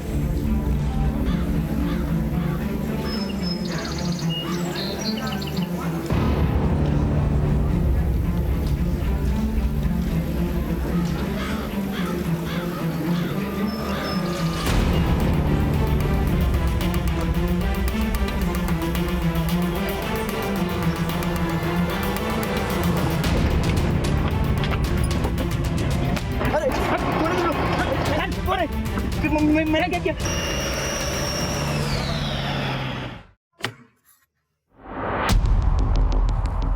लेकिन ज्वेलरी शॉप जाने में गलत क्या है? गलत ज्वेलरी शॉप जाने में नहीं है, ज्वेलरी शॉप जाके लूटपाट करने में, खून खराबा करने में है। मैंने कुछ नहीं किया है, सच बता रहा हूँ, मैंने कुछ नहीं किया। ज्यादा शाना बनने की कोशिश मत कर। पिछले 4 हफ्तों में 4 बार तू उस ज्वेलरी शॉप पे गया, जिसमें से 2 बार तू ज्वेलरी शॉप के अंदर गया लेकिन कुछ नहीं खरीदा तूने। क्या लगता है तुझे, टेढ़े हैं हम? हाँ, ये इत्तेफाक नहीं हो सकता कि उसी ज्वेलरी शॉप में खून खराबा होता है, लूटपाट होती है। IAS ऑफिसर बनना चाहता है ना, बहुत ब्राइट स्टूडेंट है, जिंदगी भर जेल में खड़ा होगी। बता किसके लिए जासूसी करता था और कौन कौन है तेरे साथ? मैडम मैं सच बता रहा हूँ, मैंने कुछ नहीं किया है। मेरी कल से परीक्षा है, प्लीज मला जाऊ द्या, मुझे छोड़ दो प्लीज। यही पार्टनर है ना तेरी? हिरेस फसवला ना तुला? अभी ये बता, तेरे गैंग में और कौन कौन लोग हैं? बोल। सर सच में मुझे कुछ नहीं पता सर, आप प्लीज मेरे आई बाबा को बुलाओ। आप मेरे आई बाबा को बुलाओ प्लीज सर। मैडम आप इसके पेरेंट्स को बुला लीजिए।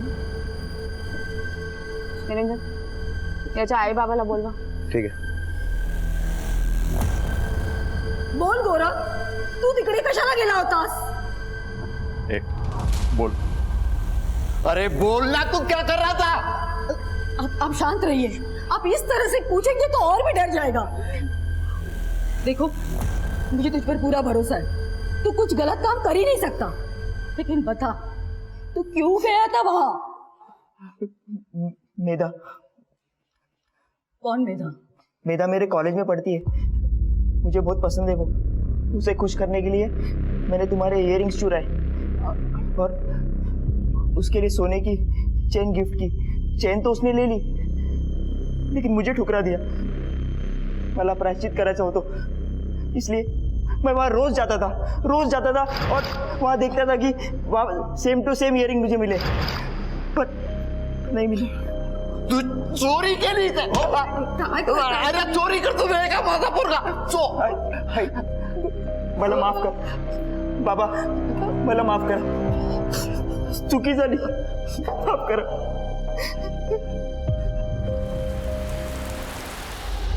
मैडम ये रही बैलिस्टिक रिपोर्ट से ये बात साफ हो चुकी है कि दोनों वारदातों में एक ही गन यूज की गई है।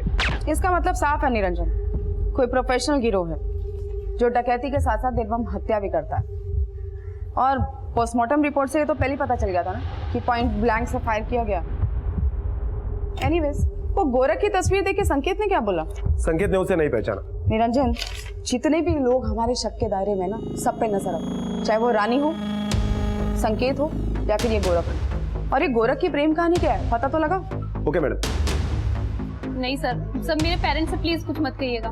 मैंने गोरख से चेन ली थी लेकिन मैं लौटा दूंगी सर उसे, मेरा उससे कोई मतलब नहीं रहा। 2 हफ्ते में 2 डकैती, 2 लोगों के ग्रुप में हेलमेट लगा के अपने चेहरे को छुपाते हैं और साइलेंसर गन का इस्तेमाल करते हुए दिन दिहाड़े लोगों को छलनी करते हुए फरार हो जाते हैं। और अभी तक हमारे हाथ एक भी कड़ी नहीं लगी कि हम उन कातिलों तक पहुंच पाए। वक्त बहुत कम है निरंजन। मैडम हमारे सभी खबरें काम कर रहे हैं, लेकिन उनका कहना है कि कोई नई गैंग होगी। Niranjan, no excuses please. Madam एक रिक्शा वाला आया है, उसके पास ज्वेलरी शॉप से जुड़ी कोई खबर है? मैडम सुबह जब मैं ऑटो स्टैंड पर पहुंचा तो सतीश, अरे ये भी खिलाता ही पिलाता रहता रे भाई। अरे वो तो गणपति में तो धमाल ही कर दिया था। अरे तेरा नसीब अच्छा था रे। ठीक क्या हो रहा है किशन भाई? ये तो खून लगता है। ये देखो इधर इधर, ये क्या है? अरे क्या रे?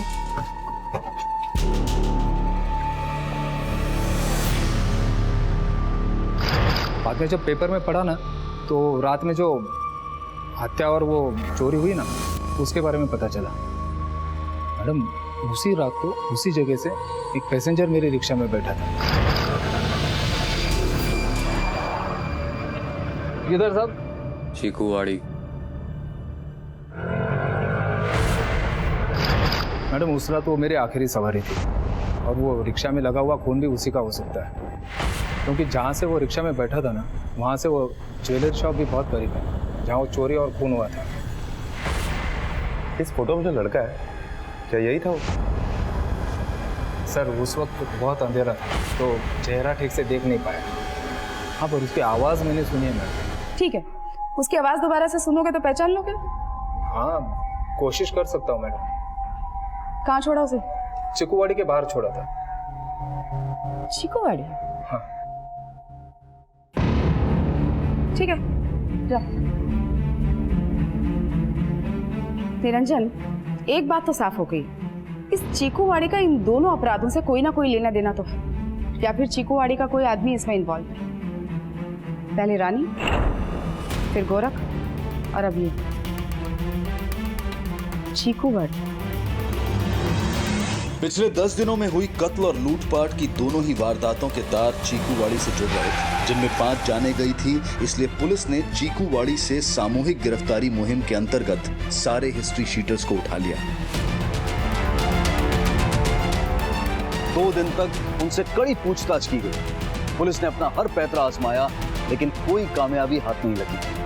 एकमात्र चश्मदीद गवाह ऑटो ड्राइवर किशन मांगले को पुलिस ने गिरफ्तार किए गए सभी लोगों की आवाजें सुनवाई, लेकिन वो किसी भी आवाज को पहचान नहीं पाया। शक के आधार पर पुलिस ने रानी और गोरख को दोबारा हिरासत में ले लिया। मैडम, मैं कोई क्रिमिनल नहीं हूँ।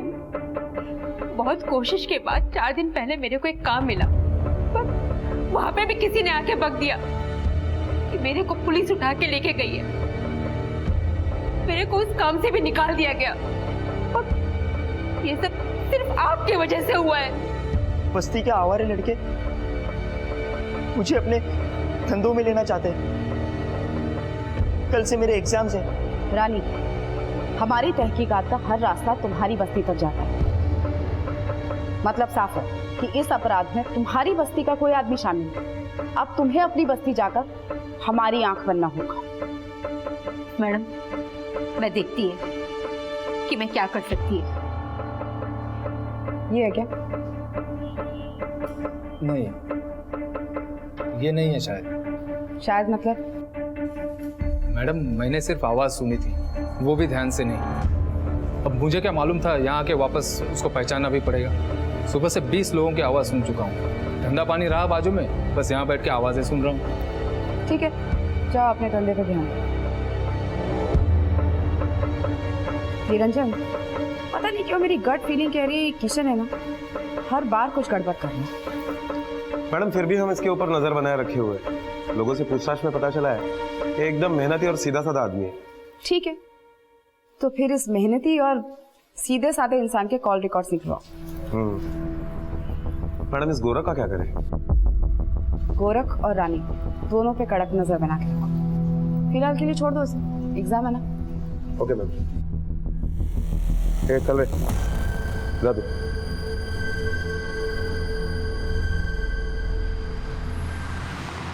देखो गोरख, तुम्हें डरने की घबराने की कोई जरूरत नहीं है। हमें बस तुम्हारे एरिया के 17 से 25 साल की उम्र के ऐसे लड़कों की तलाश है जिन्होंने हाल ही फिलहाल में अपने लाइफस्टाइल में बड़ा बदलाव किया हो। बस ऐसे लड़कों पर नजर रखना और उनके बारे में हमें जानकारी देना।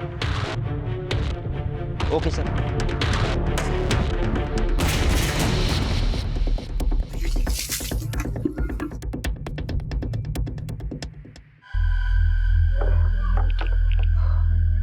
सुनो जी, और कितने दिन करना पड़ेगा ये सब? हाँ, वैसे भी रोजगार और शादी अपने हाथ में थोड़ी होते हैं। बराबर क्या कर रहे हो सब के सब?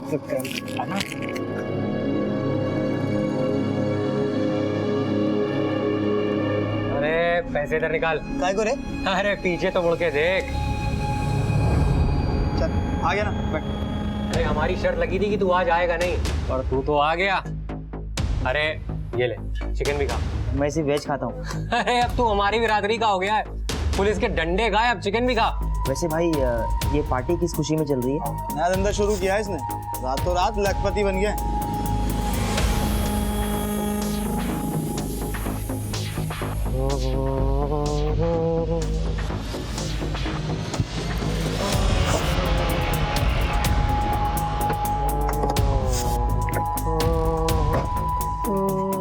आजाद कौन है बे?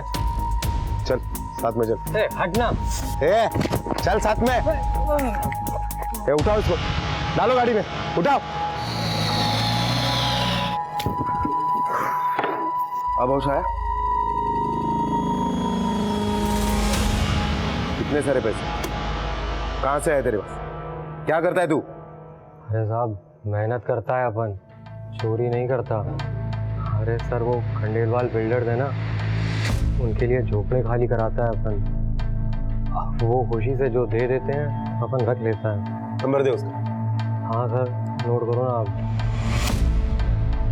बोल। ये आवाज कुछ जानी पहचानी लग रही? इसकी आवाज तो नहीं लग रही मैडम, लेकिन वो जो कल वाला लड़का था ना, क्या नाम था, गोरख, उसकी आवाज कुछ जानी पहचानी लग रही। बाबाचं नाव खराब करतो, बापाचं नाव खराब करतो।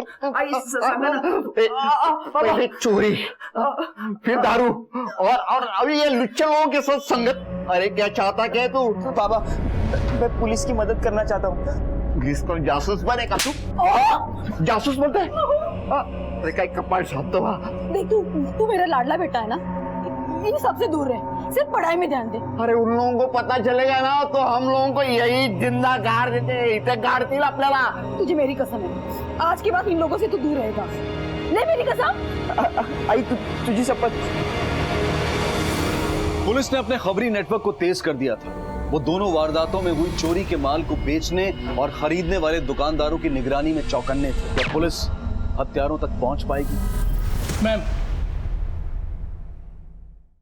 अभी खबर आई है कि सीताराम ज्वेलर्स के पास कोई चोरी के गहने बेच कर गया। Niranjan, let's go.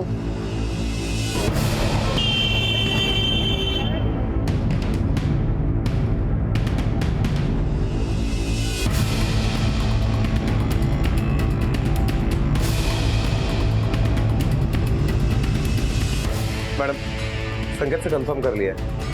इसमें से कुछ जेवर उसके बीवी के। किसने बेचा जेवर?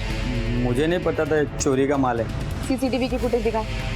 सीसीटीवी खराब है मैडम। सीसीटीवी भी खराब है?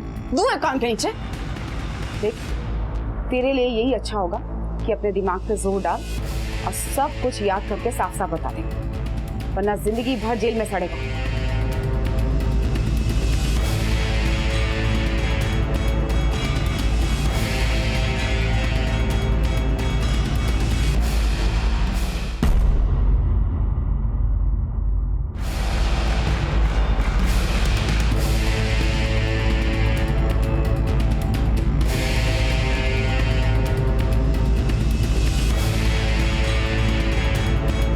लड़के को पहचानते हो आप?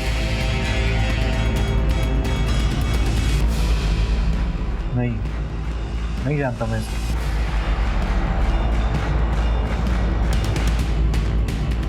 हाँ मुल्का साहब, हमारी बस्ती में जो नाइट स्कूल है, ये वहाँ पे पढ़ाने के लिए आता है। हमेशा हाथ धोकर खाएं। बोलो। खुले में शौच ना करें। फिर से बोलिए, हमेशा बिजली की बचत करें। इसका नाम क्या है? सर, मयूर नाम है इसका। क्या कभी संकेत के घर की बात तुमने मयूर के सामने की थी? नहीं साहब। क्या ये मयूर के और भी कोई दोस्त है? हाँ साहब, ये 4 लड़के हैं जो हमें बस्ती में पढ़ाने के लिए आते हैं और एक ही कॉलेज में पढ़ते हैं। वो क्या नाम है? हाँ, एमएस है कॉलेज। हाँ, एमएस है कॉलेज। मयूर कहाँ है? मुझे नहीं पता सर। कोई फोटो है उनकी तुम्हारे पास? जी हाँ सर, मोबाइल में है। दिखाओ। मैडम मयूर के घर में फिलहाल तो ताला लगा हुआ है, पर 2 कांस्टेबल उसकी फैमिली के बारे में पूछताछ कर रहे हैं। हमें जल्द ही पता चल जाएगा। एक मिनट। हेलो,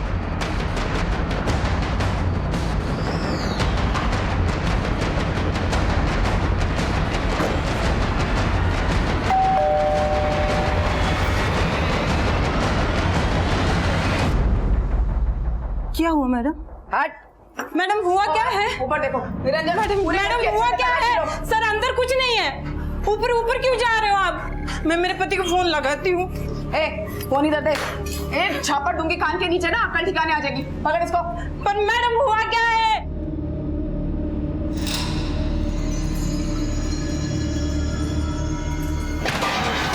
अरे उसमें कुछ नहीं है, कुछ नहीं है उसमें। लेके जा इसको बाहर, बाहर निकल।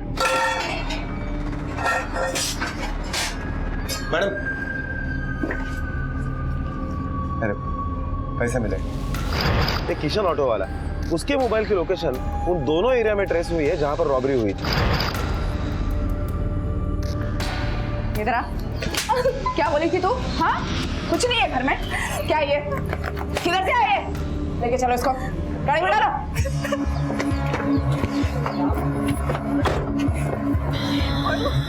मैडम प्लीज मुझे कहाँ लेके जा रहे हो? Madam please. किट बंद कर। अने बता, तेरा पति कहाँ पर है? मुझे नहीं पता है कहाँ पर है। और निरंजन, कंट्रोल रूम फोन करो, लोकेशन चाहिए इनकी, क्विक। Okay madam. चलो राधा, मैं निकलता हूँ, मुझे मीटिंग में जाना है। बच्ची का ख्याल रखना। मोहिते साहब, आप बिल्डर हो, आप सोसाइटी के सेक्रेटरी हो, आपको नहीं बोलूं तो किसको बोलूं मैं?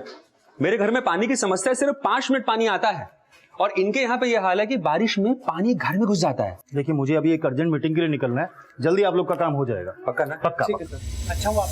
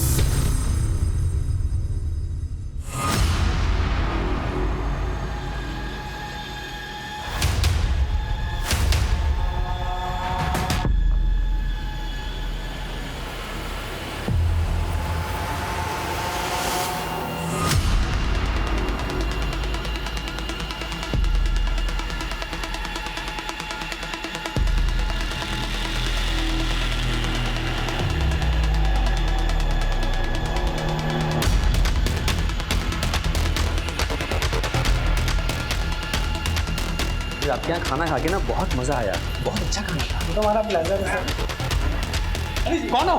कौन हो तुम लोग? रुको, अरे रुको, पकड़ो इनको, पकड़ो। कौन है? रुको। गाड़ी पकड़ो इनको। चल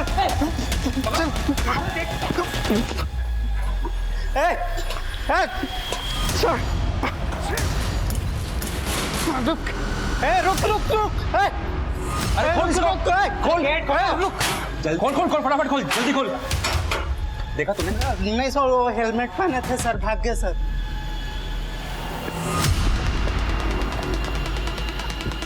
हेलो भाई।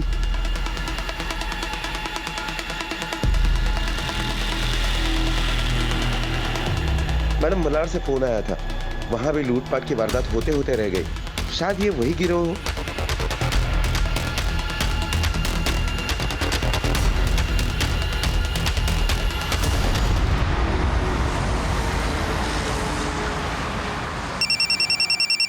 हेलो राणे।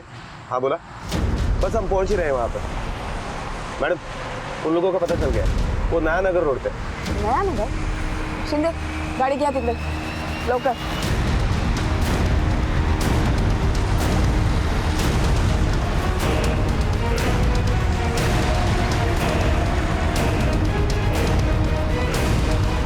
वो रहा किशन का ऑटो, 500। शिंदे, गाड़ी लगा ऑटो के आगे। अपनी अपनी बंदूकें रेडी रखो, उस गिरोह के पास बंदूकें हैं। कड़े संघर्ष के बाद पुलिस के हाथ वो चेहरा आ गया था। पुलिस ने एक एक इंसान से पूछताछ की।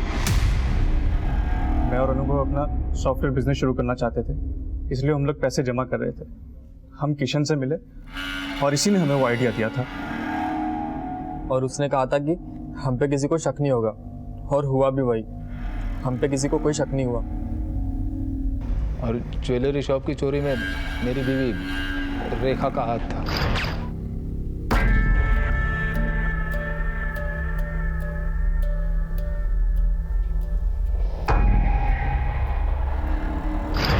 तुम तो बहुत मेहनती और ईमानदार आदमी हो ना, फिर अपने ही दोस्तों को फंसाने के लिए हमारे पास क्यों चले आए? मैडम, रिक्शा में मेरे दोस्तों ने खून देख लिया था। वो खून ज्वेलरी शॉप में मरी लड़की के गले से चैन खींचते वक्त मयूर के हाथ पर लगा था। मैडम, अगर मैं पुलिस स्टेशन नहीं आता तो वैसे भी मेरे दोस्त मुझे पुलिस स्टेशन ले जाते और फिर मैं शक के घेरे में आ गया होता। पुलिस को चल के बता देते हैं। ऐसे भी अपने इलाके में 2 हफ्ते में 2 बड़े बड़े कांड हो चुके हैं। इससे पहले कि पुलिस सुनते हुए चली आए, चलो नहीं तो तुम्हारी लग जाएगी। इसलिए मैं खुद ही आ गया मैडम, और आप लोगों को गुमराह करके चिकूवाड़ी की तरफ उलझा दिया। पहले हम छोटी मोटी चोरियां करते थे, फिर हम लोगों ने गन खरीद ली और हमारी हिम्मत और बढ़ गई। और वैसे भी हमने रानी को नाइट स्कूल में कहते हुए सुन लिया था। मेरे साहब और मेम साहब अपने गांव की जमीन बेचकर खूब सारा पैसा लेकर आए हैं। अभी यहाँ पर नया घर खरीदने वाले हैं। मेरा तो काम बढ़ जाएगा। पैसा बढ़ा लियो। अब बोला तो है मेम साहब को पैसे बढ़ाने के लिए, देखो कितना बढ़ाएगी।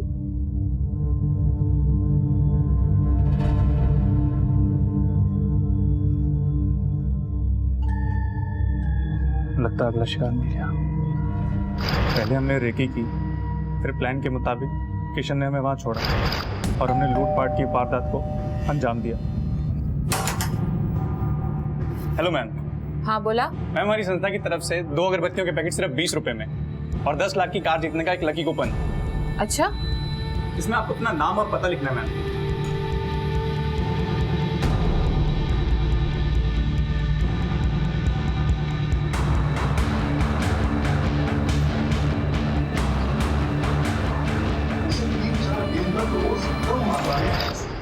तुम जैसे नौजवानों से देश का भविष्य है, लेकिन तुम लोग रक्षक नहीं राक्षस बन गए। एक छोटी सी 1.5 साल की मासूम बच्ची को मारते हुए दिल नहीं दहला तुम्हारा? दया नहीं है उसमें? शर्म आनी चाहिए। अच्छे परिवारों से और अच्छे घरों से बिलोंग करते हो, लेकिन इतना घिनौना जुर्म किया है तुमने कि तुम लोगों को इसकी कड़ी से कड़ी सजा मिलेगी। तेजी से सब कुछ पाने की भूख और उसके लिए कुछ भी कर गुजरने की सोच ने हमारे युवाओं को, हमारे देश की नई पीढ़ी को जकड़ लिया। हमारे देश के युवाओं को प्रेरित करने के लिए जागरूकता के कार्यक्रम, प्रेरक भाषण और नैतिक विचार सिर्फ स्कूल, कॉलेजेस और महाविद्यालयों में ही नहीं, बल्कि गली मोहल्लों में भी आयोजित करने चाहिए। और माता पिता और इस समाज का हिस्सा होने के नाते ये हमारी जिम्मेदारी है कि हम अपने अपने स्तर पर ये काम करें। इसी विचार के साथ अब मैं अनूप सोनी आपसे विदा लेता हूं। फिर मुलाकात होगी अगले एपिसोड में एक और चौंका देने वाले केस के साथ। तब तक अपना और अपने परिवार का ख्याल रखें और देखते रहें क्राइम पेट्रोल डायल 100। सबक एक को, सीख हम सबको। जय हिंद। क्राइम पेट्रोल के और भी दिलचस्प कहानी देखने के लिए हमारे चैनल को सब्सक्राइब करें और बेल आइकॉन दबाना न भूलें।